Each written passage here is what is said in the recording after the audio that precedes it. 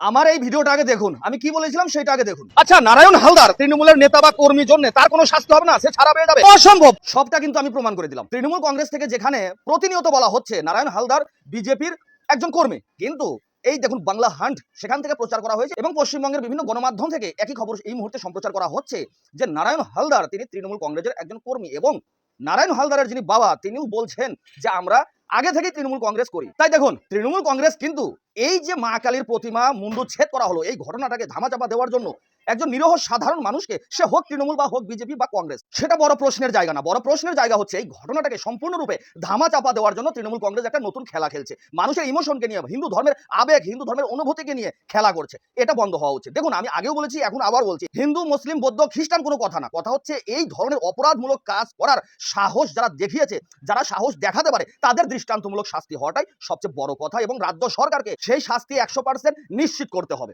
এখানে তৃণমূল কংগ্রেস বলেই যে তাকে ছেড়ে দেওয়া হবে এবং তৃণমূল কংগ্রেস থেকে রাতারাতি তাকে বিজেপি বলে দেওয়া হবে, এটাও তো আমরা মেনে নিতে পারি না। দেখুন, বিজেপি হোক আর তৃণমূল হোক, সেটা আবারও বলছি আমি, সেটা বড় কথা না। বড় কথা হচ্ছে একে শাস্তি দিতে হবে এবং সুষ্ঠু তদন্তের মাধ্যমে রাজ্যের প্রত্যেকটি মানুষের সামনে সত্য ঘটনা তুলে ধরতে হবে। বন্ধুরা, ভিডিওটা প্রচুর পরিমাণে শেয়ার করে ভাইরাল করুন ভিডিওটা। এই তৃণমূল কংগ্রেসের আসল চেহারা, আসল রূপ সবার সামনে তুলে ধরুন। ভালো থাকবেন, সুস্থ থাকবেন। নমস্কার। আপনার কি মতামত তা অবশ্যই কমেন্ট করে জানাতে ভুলবেন না।